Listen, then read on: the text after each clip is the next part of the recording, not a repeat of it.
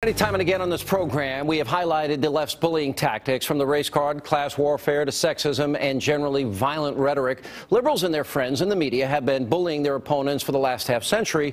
And the president, well, he's got to be taking his cues from the left wing and this history, because my next guest says Obama's team is all about using these strong-arm tactics to get their way. He's the author of a brand new book, Bullies, How the Left's Culture of Fear and Intimidation Silences Americans. Tonight, he's here to unveil the top 5 bullies working with the president. Here now, Breitbart.com editor Ben Shapiro. How are you? Good to see you again. Hey, thanks for having me. Appreciate it. All right, let's start right at the top. Let's go to number 5, Dan Savage on Real Time with Bill Maher.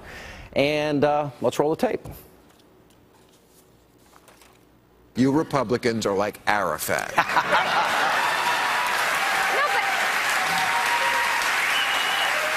Unfortunately, not exactly like him. I wish they were all dead. Just so you don't get charges of sexism, because only Michelle Bachmann was in. I sometimes think about on a Rick Santorum. Endless on that show in particular. Endless. Yep. And Dan Savage is, believe it or not, one of the heads of the anti-bullying project at the White House, right? He runs the It Gets Better project. The White House has cut tapes for the It Gets Better project. Dan Savage made headlines a few months back when he bullied a bunch of Christian kids who walked out of one of his lectures where he was yelling about how the Bible was wrong and evil. Unbelievable. All right, let's go to Brian Williams and George Stephanopoulos next. Are you prepared to leave this gathering and own the fact that the platform of this party allows a woman who has been raped, no exception, but to carry that child to term? Battle brewing over who will be the next Secretary of State. No final decision yet from President Obama, but the frontrunner is UN Ambassador Susan Rice, and she ran into a buzzsaw yesterday on Capitol Hill when she met with Republican senators critical of her nomination.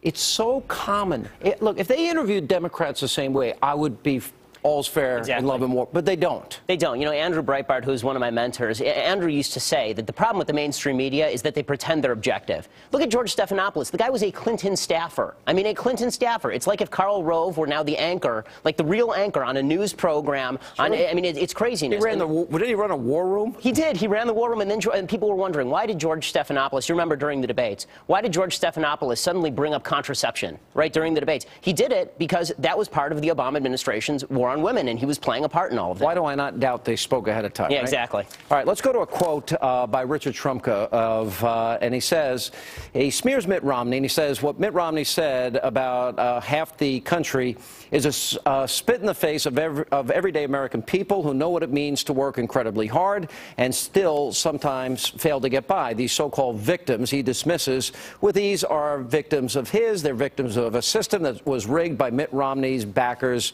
so they'd lose. Yeah, Richard Trumka, head of the AFL-CIO, and he really stands for the entire union left that works hand in glove with the Obama administration to really bully the living hell out of Americans. I mean, they're not interested in us paying lower prices. They're not interested in us being employed. They're interested in Richard Trumka making $300,000 a year and meeting at the White House and making sure that he gets all We've learned a lot about unions when they don't get their way in the last year, didn't we? Right, exactly. I mean, watch them punch Steven Crowder in the face. I mean, when they don't get their way, especially public sector unions, the threat to public safety and the threat of public violence is very real. All right, let's go to number 4. And this has to do with some of these groups out there that have paid enormous amounts of money, and it is now institutionalized, and you discuss this in great detail in the book, and that is that they monitor every word of every conservative, and they try and target them to silence them, and you put David Brock at number 2. You know, Sean, you know this better than anybody. David Brock, who's the head of Media Matters and deeply involved with the Obama administration, the White House meets with Media Matters on a regular basis.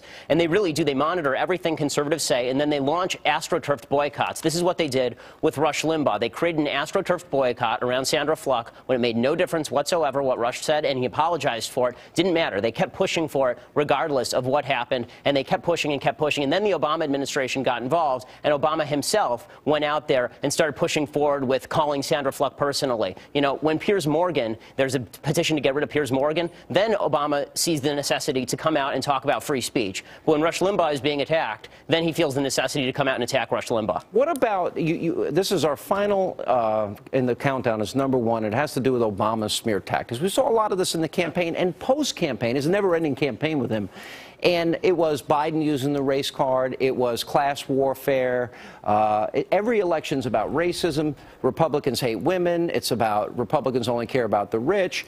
these tactics are always used. They seem to work. They're effective. They do. Mitt Romney lost because in the public mind, he was a bad guy. Not because he was wrong on policy, not because Barack Obama is a good president. Everyone knows he sucks. It's because everyone thought that Mitt Romney was a bad guy, and that's because of the race card, the sex card, and all of the, and the class warfare Last question. card. How do Republicans counter the bully? Because I agree with you. I think that you're making really valid points. They're very good at the demonization. How would you counter it? We can't be civil with them. We can't. I mean, we have reached the end of bipartisanship. We've reached the end of civility. This is like the Geneva Conventions. These people are out of uniform. Once they exit the realm of civility, they are now fair game. And it's enough playing fair with them. It's enough having the moral high ground. We've had the moral high ground. It means that we lose. We need to start fighting back and fighting back hard. All right. It's a great book, Bullies. Ben Shapiro, good to see you. Thanks so much. Read Breitbart every day. Appreciate it.